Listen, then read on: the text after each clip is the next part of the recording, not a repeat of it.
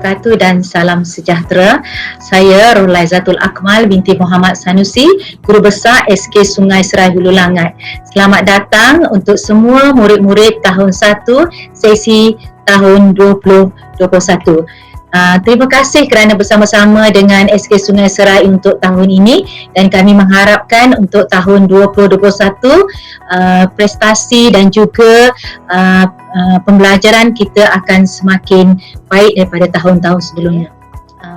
Untuk makluman tuan-tuan dan puan, untuk tahun 2021 kami dah bersedia untuk sesi pembelajaran yang agak luar biasa, iaitu sesi pembelajaran yang akan kami lakukan bermula dari rumah. Okey, dan saya akan bentangkan slide saya berkaitan dengan taklimat pendaftaran tahun 1 2021 SK Sungai Serai Hulu Langat. Okey.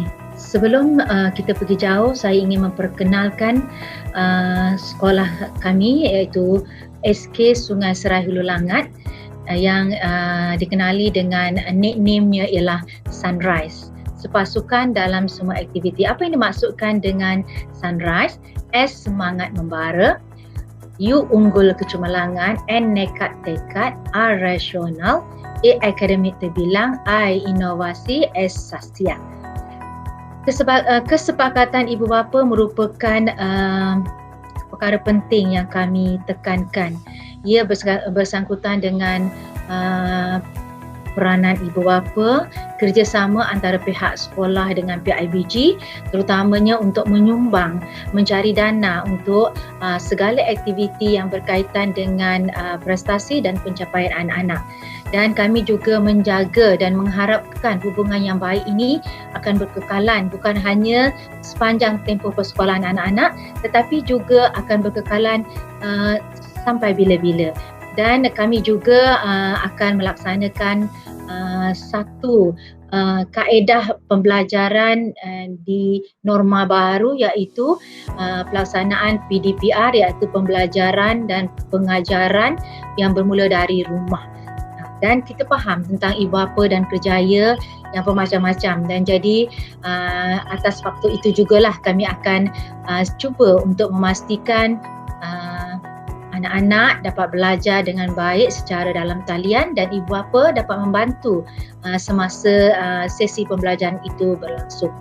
Baik ya, berkaitan dengan pelaksanaan kurikulum standard sekolah rendah, saya perkenalkan dulu yang kita namakan kurikulum semakan 2017. Yang ini yang kita guna pakai bermula pada tahun 2017. Apa yang membezakan pelaksanaan kurikulum semakan 2017 dengan KSSR semakan?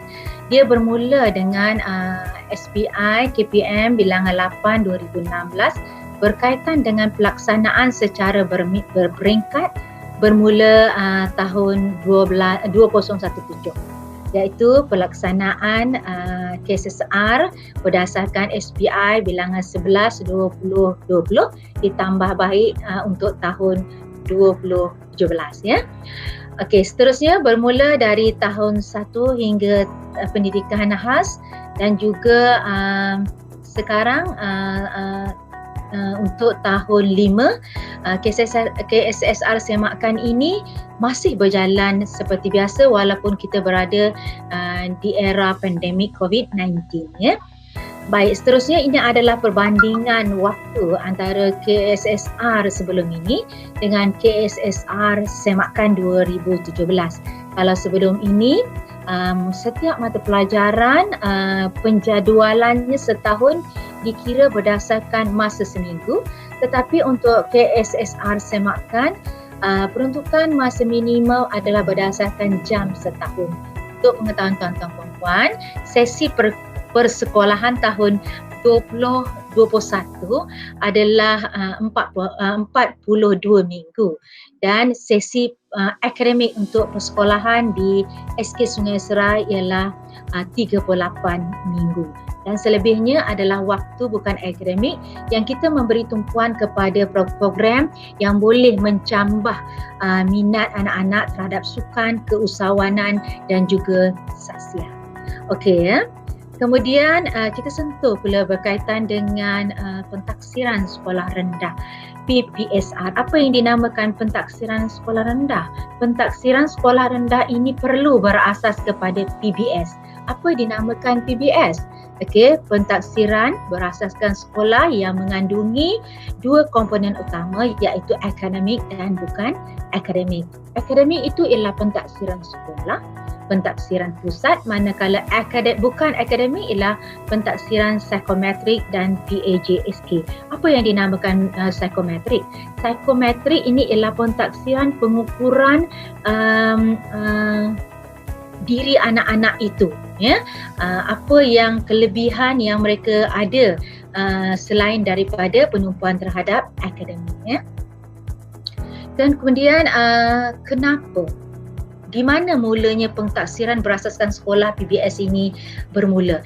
Ia berlaku apabila pelaksanaannya pada 17 Disember 2010 apabila Mesyuarat Jemaah Menteri telah memutuskan pendidikan anak-anak bukan hanya tertumpu kepada bidang akademik saja. Dia perlukan transformasi pendidikan yang lebih luas berkaitan dengan kurikulum, co-kurikulum, sasiah dan juga pencapaian kendiri. Okey, apa itu PBS? Sudah saya jelaskan. PBS itu berasaskan pentaksiran yang berasaskan mencakupi sifat-sifat holistik, menilai aspek kognitif, intelek, efektif, emosi dan rohani, dan psikomotor iaitu lebih kepada fizikal dan jasmani. Baik, seterusnya untuk pentaksiran PBS ini, autonomi seterusnya sepenuhnya adalah kepada guru. Bagaimana guru itu ingin mentaksir anak-anak itu berdasarkan kebolehan mereka, penguasaan mereka semasa dalam bilik darjah dan juga semasa ujian-ujian diadakan. Kemudian kita akan sentuh berkaitan dengan apa dia formatif. Formatif ialah pentaksiran yang akan kita terus jalankan apabila satu-satu ataupun semasa proses pembelajaran berlangsung. Dan sumatif itu biasanya adalah pentaksiran di akhir satu-satu unit pembelajaran, terutamanya ia berkaitan dengan ujian-ujian bertulis. Okey, seterusnya ialah berkaitan dengan pelaksanaan PBS. Kita dah jelas tadi berkaitan dengan kepentingan PBS ialah menjelaskan tentang keseluruhan potensi individu anak-anak tersebut, ya. Dan PBS juga kita dah jelaskan berkaitan dengan dua kategori utama, iaitu akademik dan bukan akademik. Dan kemudian dua kategori akademik itu ialah pentaksiran pusat dan pentaksiran sekolah atau PS. Pentaksiran sekolah dikenal sebagai pentaksiran bilik darjah ataupun PBD. Okay, yang ini yang kita akan beri tumpuan kepada anak tuan-tuan perempuan di tahun 1, sebab dia amat perlu dan amat penting kerana ia guru-guru kami di pihak sekolah memantau pertumbuhan dan membantu meningkatkan potensi anak-anak ketika bermula di tahun 1 lagi. Dan kemudian kami di pihak sekolah akan membuat pelaporan yang bermakna. Maknanya yang bermakna itu bukan hanya akademik saja. Dia berkaitan dengan sasiah, emosi dan sebagainya tentang pembelajaran anak-anak tersebut. Ya, kemudian untuk pengetahuan tuan-tuan perempuan, tahap 1, ya. Tahap 1 terutamanya tahun 1, ya. Jadi peperiksaan pertengahan dan akhir tahun. Pelaporan pentaksiran PBS, PBD adalah utama. Maknanya kita tidak menumpukan kepada peperiksaan berpusat ataupun peperiksaan pertengahan dan akhir tahun yang khusus yang setara di tahap 1. Jadi tahap 1 tu siapa berada di tahap 1? Tahap 1 itu anak-anak kita yang berada di tahun 1, tahun 2 dan tahun 3. Mereka perlu lebih didedahkan dengan pelaksanaan yang bersikap holistik, iaitu emosi, jasmani, sasiah dan juga kognitif, ya. Okay, seterusnya berkaitan dengan apa yang dimaksudkan dengan pemansuhan peperiksaan bagi murid tahap 1, terutama di tahap 1. Jadi maknanya tiada peperiksaan pertengahan tahun dan akhir tahun. Tapi itu bukan bermaksud tiada ujian. Ujian masih terus dijalankan. Cuma peperiksaan yang sangat berstruktur dan sistematik itu yang tiada lagi diadakan. Jadi mereka juga akan ada ujian-ujian sama ada lisan, bacaan dan tulisan. Dan kemudian pembinaan karakter dan sahsiah. Di sini anak-anak akan dilihat secara pemerhatian atau sebagaimana apakah perkembangan-perkembangan yang cenderung pada diri anak-anak. Dan kemudian pengajaran secara kolaboratif. Ini juga kita akan lihat bagaimana mereka boleh menyesuaikan diri dengan rakan-rakan lain, dengan guru-guru atau dengan siapa saja yang ada dalam kawasan sekolah. Sebab ini sangat penting sebab ada dalam kalangan anak-anak kita yang memang tidak terdedah dengan amalan sosial dengan rakan-rakan ataupun orang luar.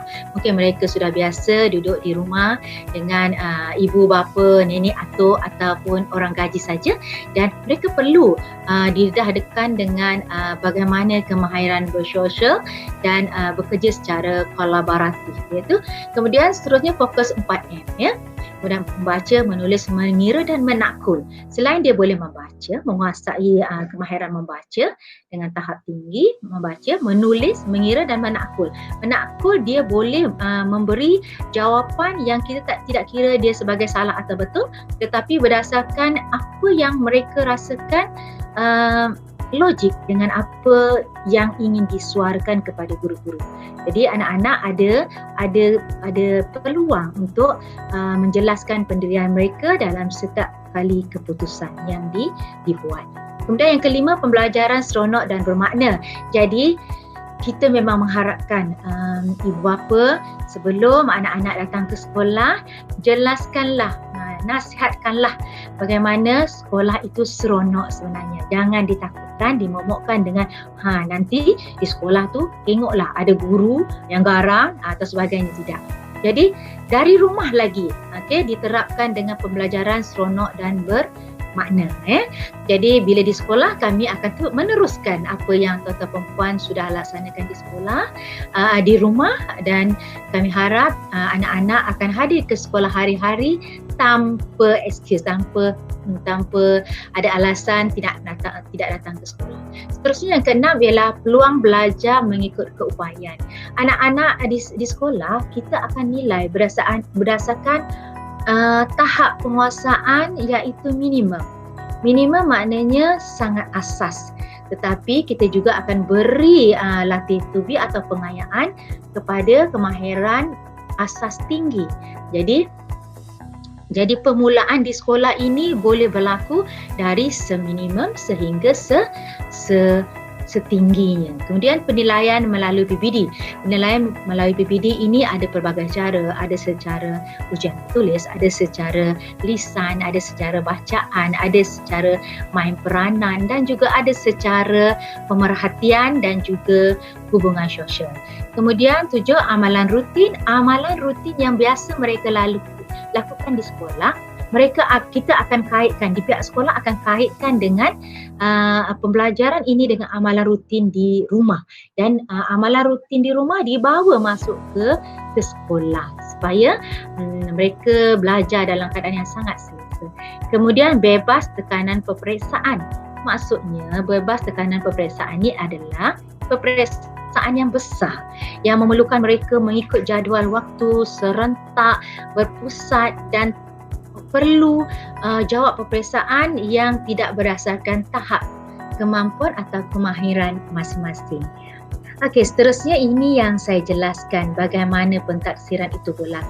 Jadi ibu bapa pun boleh lakukan di rumah. Boleh buat satu borang buku log berkaitan dengan perkembangan anak-anak menerusi 5 aktiviti pentaksiran. Jadi maknanya sekarang dalam keadaan PKP kita adalah tertakluk dengan arahan KPM yang mana pembelajaran itu hanya boleh berlaku secara dalam talian dari rumah saja. Jadi di pihak kami akan lihat secara dalam talian saja. Di pihak tuan-tuan perempuan di rumah boleh melihat menilai anak-anak berdasarkan 5 aktiviti utama. Jadi boleh melihat mereka bagaimana perkembangan mereka semasa menjawab kuis. Boleh melihat perkembangan mereka semasa PDP permainan dilakukan. Boleh melihat perkembangan mereka apabila mereka main peranan dengan tugasan-tugasan kumpulan yang diberikan dan kemudian bercerita. Dalam sesi pembelajaran menulis, membaca, mengira dan menakut akan ada kaedah bercerita. Jadi kat situ kita boleh tengok. Dan kemudian projek mudah. Projek mudah ini biasanya kita akan bekalkan untuk anak-anak untuk tahun 1, tahun sesi 2021. Cikgu akan bekalkan bahan-bahan yang bersesuaian untuk dibawa balik ke rumah dan murid-murid akan buat projek ini bersama ibu bapa atau siapa saja yang boleh membantunya di rumah dan menyerahkan kembali ke sekolah supaya cikgu-cikgu dapat menilai. Okey, kemudian untuk pengetahuan tuan-tuan puan-puan, bagaimana pentaksiran atau penulisan laporan untuk PBD ini? Kalau sebelum ini persekolahan kita dahulu atau kebiasaan dahulu, setiap murid itu akan dinilai berdasarkan skor mentah yang mereka perolehi. Contoh, dapat 100, dapat 90, dapat 80, dapat grade A, B, C dan D. Tetapi dalam PBD, pencapaian ataupun laporan murid ini dilihat berdasarkan tahap penguasaan. Tahap penguasaan ini akan ditentukan berdasarkan kemampuan murid itu semasa proses tadi itulah 5 aktiviti dalam kuis, dalam permainan, dalam main peranan, dalam bercerita dan semasa melaksanakan projek mudah. Okey, dan kita akan memastikan seawal bulan 3 murid-murid sudah pun boleh lepas tahap 1, tahap penguasaan tahap 1, PP1 iaitu fakta asas. Fakta yang sangat asas, sangat bawah lah.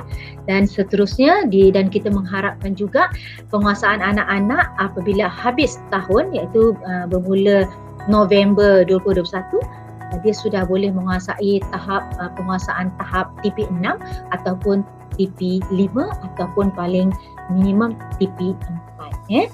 Okey, itu yang saya katakan tadi. Selamat datang untuk tahun 2021. Selamat datang anak-anak tahun 1 sesi 2021. Kita adalah insan-insan yang istimewa kerana kita hadir ketika berlakunya pandemik COVID-19. Jadi sesi persekolahan ini disambut dengan lebih teruja kerana kita perlukan sesuatu yang baru untuk tahun 2021 berbanding dengan tahun-tahun sebelum ni. Kita berjumpa dalam cara bersemuka, tapi untuk tahun 2021 kita berjumpa dalam maya saja, ya. Okey, selaras dengan pengumuman Perdana Menteri berkaitan dengan pelaksanaan PKP bermula 13 hingga 26 Januari 2021 untuk negeri-negeri termasuklah Selangor, di mana sekolah kita berada di dalam negeri Selangor. Jadi sesi persekolahan diteruskan untuk 20 Januari secara dalam talian, ya. Jadi kalau peringkat awal kita menjagakan taklimat bersama ibu bapa akan diadakan hari ini secara bersemuka, tetapi kali ini kita terpaksa lakukannya secara dalam talian. Kemudian anak-anak ini akan diperkenalkan dengan fakta ataupun pengetahuan asas di tahun 1 dengan memulakan sesi pembelajaran transisi tahun 1 dengan lebih berfokus, ya. Okey, Seterusnya, sekali lagi saya cakapkan selamat datang ke SK Sungai Serai untuk murid tahun 1 SC 2021. Kita berada di keadaan yang belum menang lagi. Kita perlu berada di rumah, perlu menjaga tahap kesihatan kita supaya akan datang kita boleh berada di sekolah untuk PDP secara bersemuka. Ia memanglah sesuatu yang sangat baru dengan kita, tetapi kita sudah belajar. Kita sudah berada di fasa 3. Fasa pertama apabila mula-mula pandemik ini, PKP ini dijalankan dan kita semua perlu berada di rumah dan tak boleh keluar rumah. Dan fasa kedua bila kita sudah dilonggarkan dengan PKPP dan PKPB, sesi persekolahan itu terus dijalankan secara online dan ini adalah fasa ketiga PKP balik semula tetapi dengan lebih berstrategi. Okey, ingin saya mengingatkan berkaitan dengan kepentingan menjaga SOP. Okey, untuk makluman tuan-tuan puan-puan, kawasan sekolah tidak diwakilkan sebagai kawasan pelitup muka. Jadi anak-anak tuan-tuan puan-puan boleh tidak memakai mask dalam kawasan sekolah, tetapi kami amat menggalakkan pemakaiannya dalam kawasan sekolah untuk tujuan supaya mereka tidak terdedah dengan segala gejala yang tidak dikehendaki. Dan kemudian untuk perjalanan balik, iaitu apabila bermula keluar saja anak-anak dari pintu pagar ke rumah, mereka wajib memakai pelitup muka atau mask. Begitu juga keadaannya apabila mereka datang ke sekolah, iaitu dari sekolah dan sampai ke pintu pagar mereka perlu memakai mask. Ini adalah peringatan untuk sesi bersemuka nanti. Sekarang kita masih meneruskan untuk aktiviti PDBR iaitu pengajaran dan pembelajaran dari rumah. Okey, yang ini berdasarkan jatuhan fasa teknikal pelaksanaan PKP bilangan 51/2020. Jadi yang itu dikatakan kawalan pembelajaran, kawalan pergerakan penumpuan terhadap pembelajaran dari rumah. Okey, yang ini adalah arahan serta-merta tentang apabila anak-anak nanti balik ke sekolah, mereka akan diberitahu dan mereka akan diingatkan tentang penjarakan sosial antara individu dengan individu mesti tidak kurang daripada 1 meter. Maknanya anak-anak tidak boleh lagi melakukan aktiviti sosial seperti sebelum ini yang sangat akrab, tetapi mereka kena ingat sekarang mereka ada SOP yang mereka perlu lakukan penjarakan fizikal ataupun penjarakan diri antara rakan dengan rakan. Baik, untuk penjajaran kurikulum jadi saya ingin jelaskan untuk kurikulum kita, kami di pihak BPK telah menyediakan satu kaedah kurikulum yang baru yang dinamakan sebagai penjajaran kurikulum 2.0 untuk sesi 20 Januari. Maknanya kami sudah pun memilih 2 modul, iaitu kita gabungkan modul itu, modul sekolah memilih model 2 iaitu sesi dan model penggiliran. Maknanya penggiliran ini bukanlah bermaksud sehari datang atau tidak. Kita masih ada 2 sesi, tetapi penggiliran kurikulum itu yang kita lakukan penggiliran. Penggiliran berdasarkan hari-hari mengikut mata pelajaran yang telah ditetapkan. Okey. Arahan penjajaran kurikulum oleh BPK dan pengubahsuaian jadual waktu PDP telah ditaklimatkan dan kami akan melaksanakan kurikulum berdasarkan arahan dari semasa ke semasa. Kita tidak tahu akan datang ada atau tidak lagi perubahan yang terbaru. Kita akan sentiasa peka dengan perubahan yang diarahkan dari semasa ke semasa. Okey, untuk model pergerakan anak-anak, ya, kita memilih penggabungan model 1 dan model 2. Apa yang dinamakan model 1 dan model 2? Ini sebenarnya khusus kepada aktiviti bersemuka nanti. Bagaimana persiapan kami terhadap kawalan anak-anak semasa balik ke sekolah. Jadi, yang amat berhormat Perdana Menteri juga, yang berhormat Menteri Kanan Pendidikan juga amat serius, amat mengambil serius berkaitan dengan kesesakan yang bakal terjadi di pintu utama. Apabila anak-anak balik semula secara bersemuka di sekolah. Jadi kami memilih model 1 dan model 2, iaitu penggabungan. Iaitu kami menyediakan ruang menunggu dalam kawasan sekolah dan kami juga sediakan laluan terarah sehala untuk murid-murid yang boleh terus balik, dan ruang menunggu untuk murid-murid yang ibu bapa mereka lewat mengambilnya. Jadi kami tidak akan benarkan murid-murid keluar selagi ibu bapa tidak mengambilnya di pintu pagar. Seterusnya yang ini saya rasa saya boleh kena jelas juga berkaitan dengan kelas tambahan untuk seperti dahulu, iaitu diadakan kelas tambahan untuk kelas-kelas champion sebagainya kita tangguhkan, tetapi kita akan lebih penumpuan pada hari persekolahan tambahan dan juga latih tubi pada waktu sesi persekolahan saja. Dan kemudian untuk mengelakkan keadaan berlakunya kelonggaran pematuhan terhadap SOP, anak-anak semasa sesi bersemuka nanti akan makan dalam kelas bersama-sama guru masing-masing. Jadi bagaimana caranya? Tuan-tuan perempuan perlu menyediakan duit yang cukup untuk anak-anak, dan cikgu akan menyediakan borang tempahan makanan di awal waktu ataupun sehari sebelum berlakunya sesi persekolahan. Apa yang anak-anak nak makan, jadi mereka akan order terlebih dahulu, dan sesi pertama mereka akan menyerahkan duit kepada guru kelas, dan guru kelas akan membuat tempahan tersebut di kantin. Maknanya pagi itu ataupun awal waktu tengah hari itu ataupun sehari sebelum berlakunya sesi persekolahan itu, tempahan membeli makanan sudah dibuat.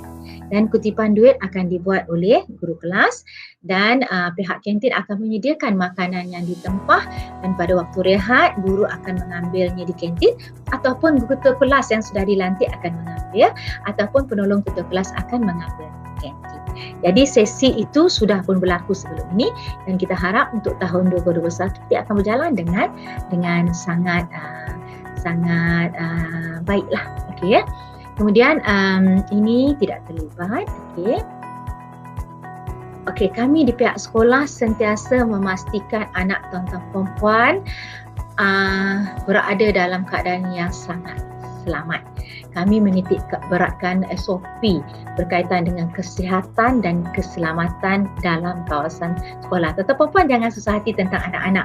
Kami akan membuat nyah kuman, iaitu pembersihan untuk satu sesi, maknanya sesi petang 2 kali, sesi pagi 2 kali. Maknanya masuk dan keluar. Maknanya anak tuan-tuan perempuan kami akan pastikan kesihatan dan keselamatannya adalah terjamin. Jadi jika tuan-tuan perempuan ada inisiatif untuk membantu, mungkin tuan-tuan perempuan bekerja sebagai barisan hadapan di KKM atau sebagainya, atau St. John Ambulance ataupun bomba atau sebagainya, ingin hadir ke sekolah membantu untuk melakukan sanitize atau nyakuman ini, kami mengalu-alukan kehadiran tuan-tuan perempuan. Dan kami juga nak mengucapkan terima kasih kehadiran tuan-tuan perempuan dan kehadiran anak murid, dan kepada tuan-tuan perempuan terutamanya kerana memilih SK Sungai Serai sebagai sekolah pilihan utama. Walaupun kita akan memulakan PDPC dari rumah, semakan kerja rumah akan diteruskan sama ada setiap kali ujian ataupun kerja-kerja rumah itu dilakukan, mungkin kita akan ambilnya dan mungkin tuan-tuan perempuan boleh meletakkannya di tempat-tempat yang disediakan oleh pihak sekolah supaya cikgu-cikgu boleh ambil kerja-kerja rumah anak tuan-tuan perempuan untuk disimpan. Dan ataupun kita akan secara online kita akan melihat bagaimana kerja-kerja rumah anak tuan-tuan perempuan dan kita akan boleh memeriksanya secara dalam talian juga. Okey, ini adalah persiapan kami di pihak sekolah ya.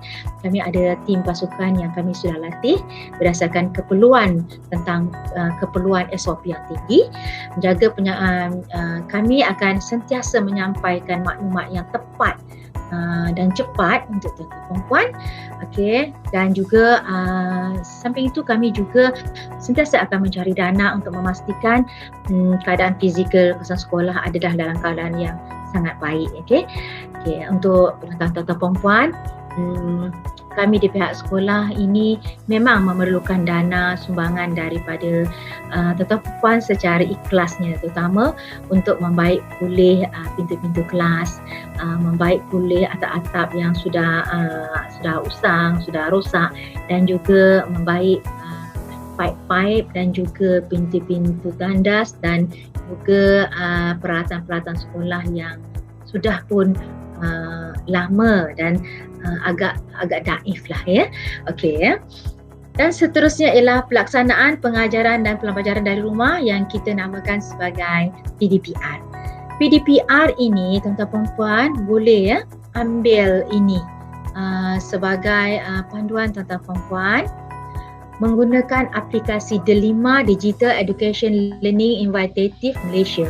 Yang ini pihak sekolah melalui guru kelas anak-anak tuan-tuan perempuan akan mengedarkan ID-ID yang berkaitan dengan bagaimana untuk masuk menggunakan melalui aplikasi Delima. Nanti lepas ini kita akan beri, tapi tuan-tuan perempuan setakat ini tuan-tuan perempuan sabar dulu sebab kami ni memang tengah menyusun ID-ID tersebut dan juga perancangan-perancangan yang terbaik untuk tahun 2021. Tapi bagaimanapun tuan-tuan perempuan, kami akan pastikan anak tuan-tuan perempuan boleh mengakses aplikasi Delima ini berdasarkan ID yang diberikan seorang-seorang melalui guru kelas ya. Kemudian ini dia penjajaran kurikulum 2.0. Okey.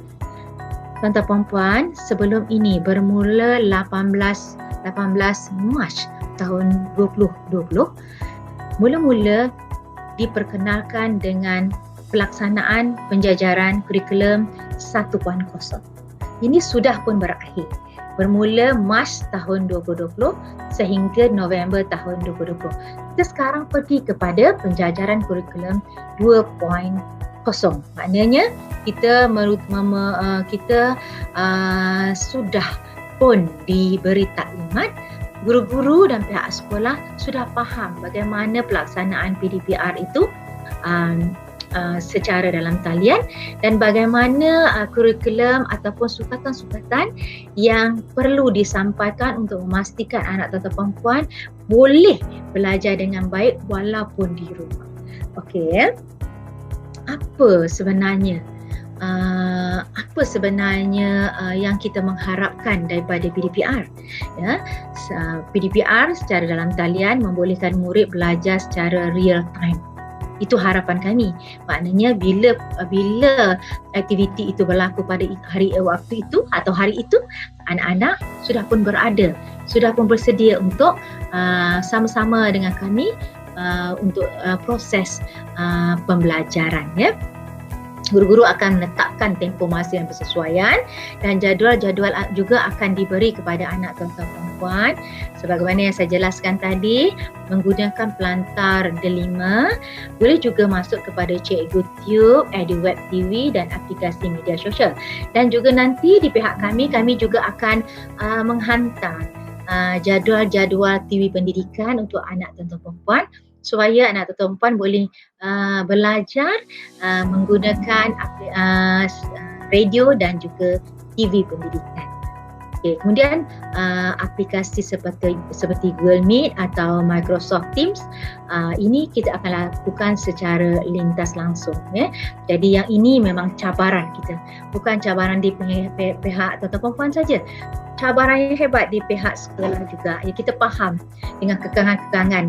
Bukan saja di kekangan itu di pihak tuan-tuan perempuan, kekangan itu juga boleh berlaku di pihak kami. Jadi kita berusaha, kita jangan ambil yang negatif.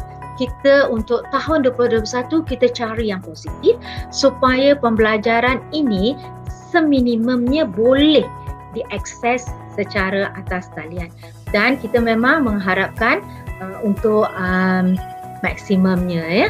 Dan kemudian e-permainan, video klip, video audio, e-buku, rakaman atau tugasan dalam talian akan sentiasa dibekalkan untuk anak tuan-tuan. Okey, program transisi tahun 1. Untuk pengetahuan tuan-tuan perempuan, program transisi tahun 1 2021 berlangsung selama 43 hari. Maknanya lebih kurang sebulan lebih. Jadi mereka mempunyai, sebelum tu saya nak jelaskan latar belakang program transisi ini. Sebenarnya inilah keadaannya tahun 2001 hingga 2006. Memang kita pernah melaksanakan program transisi selama 3 bulan. Tapi bermula tahun 2007 hingga 2020 kita melaksanakan transisi hanya 3 minggu. Dan sekarang kita balik semula seperti tahun 2001 itu sebulan setengah. Okay?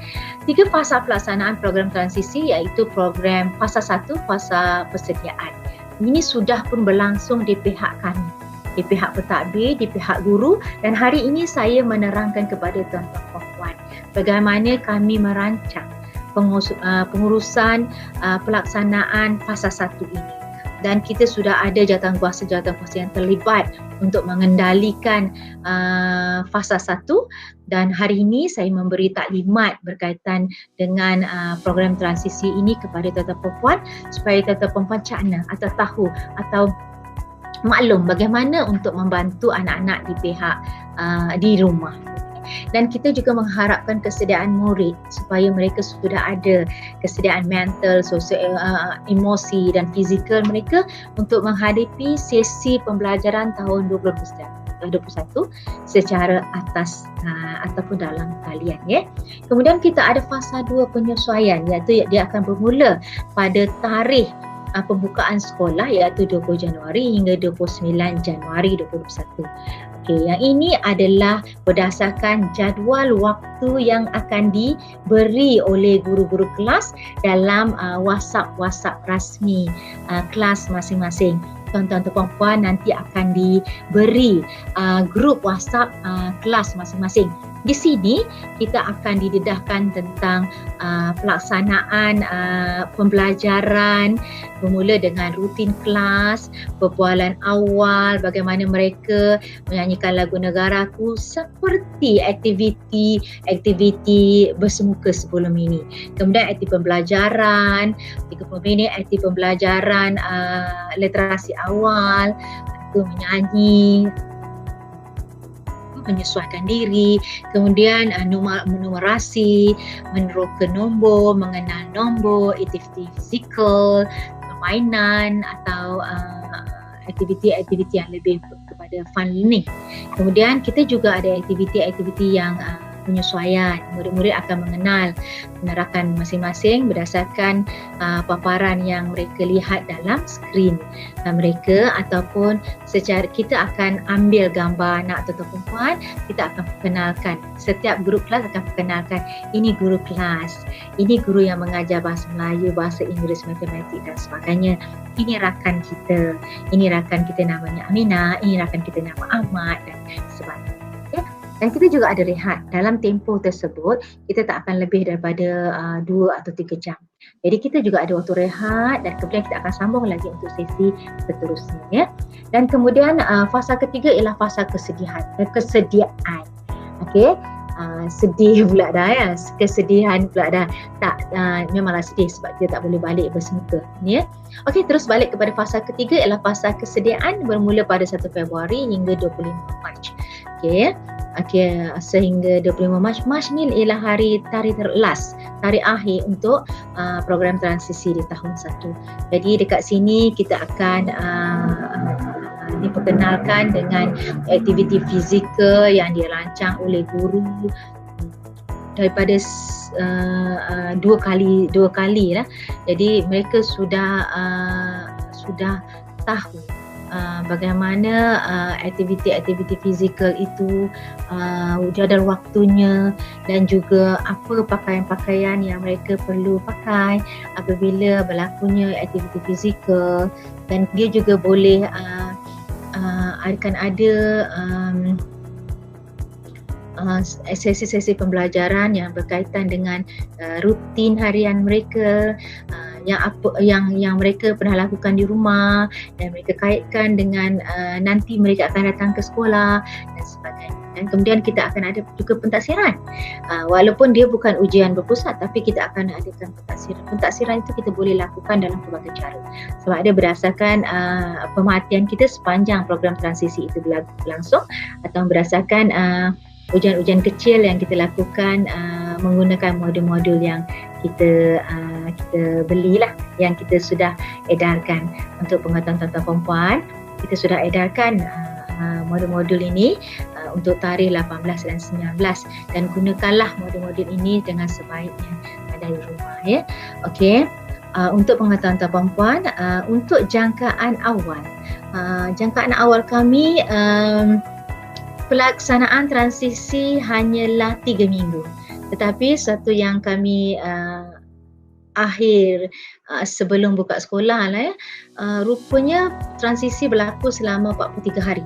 Jadi apabila berlakunya penambahan hari untuk program transisi ini, kami sebenarnya memerlukan mohon sangat tambahan keuangan untuk menampung program ini. Walaupun kita nampak program ini dilaksanakan secara atas talian, tetapi segala pembelian barang-barang ataupun keperluan-keperluan, terutamanya yang memerlukan pelaksanaan projek mudah, aktiviti kesenian, aktiviti pendidikan seni visual, aktiviti estetika, kita akan bekalkan dari sekolah.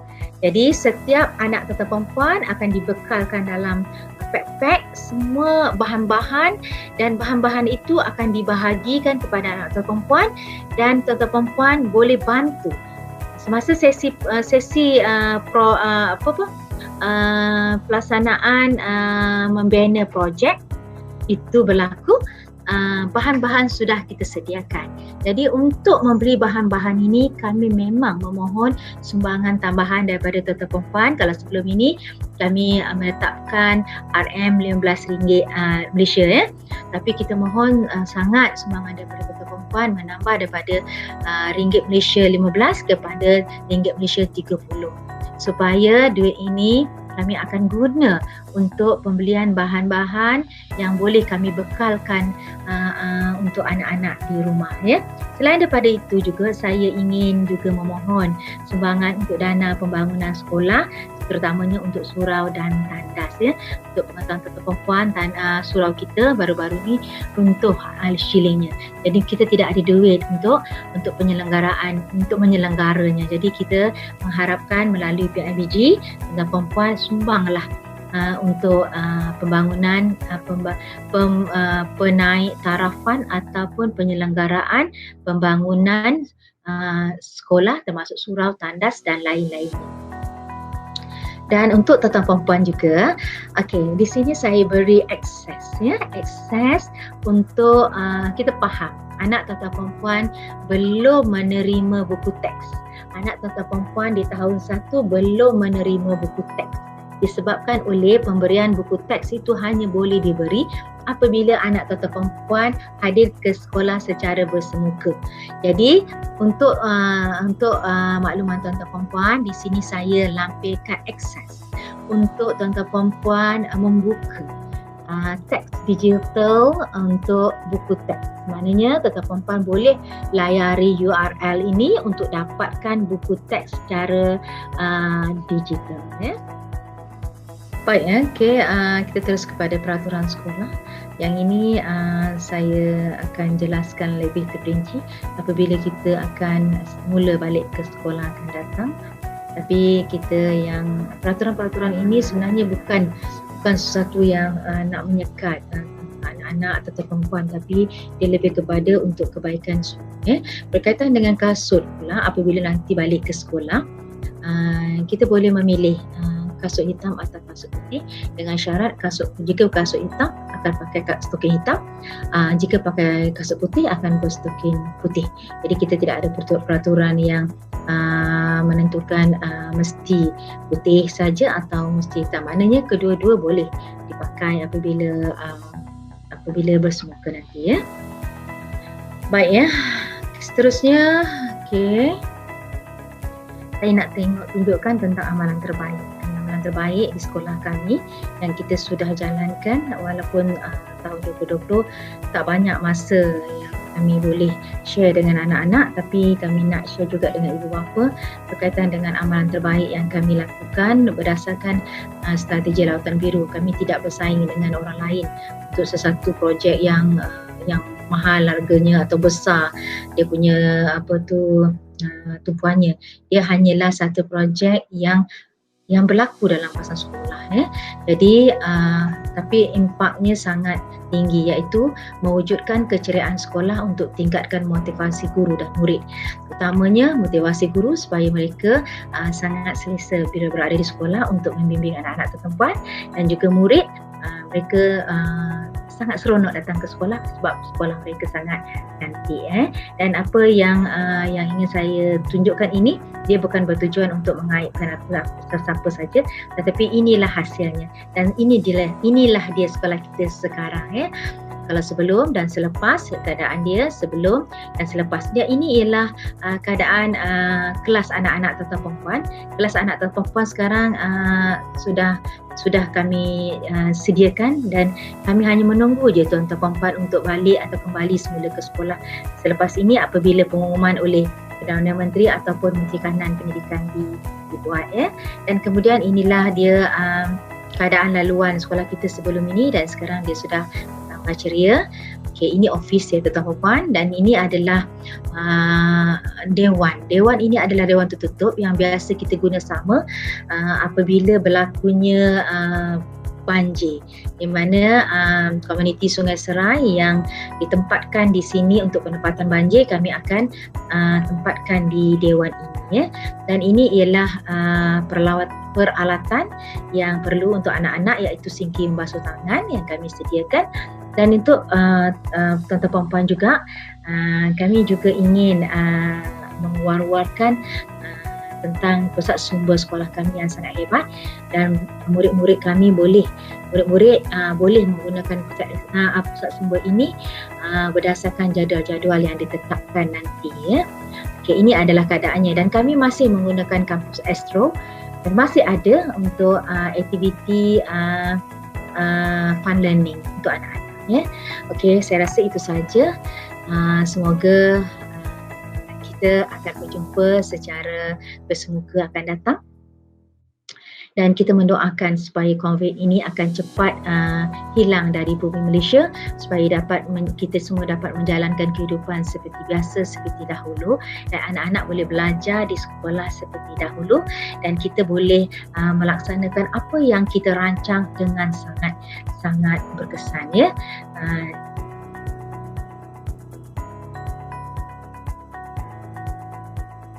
Jadi saya setakat ini untuk tuan-tuan perempuan.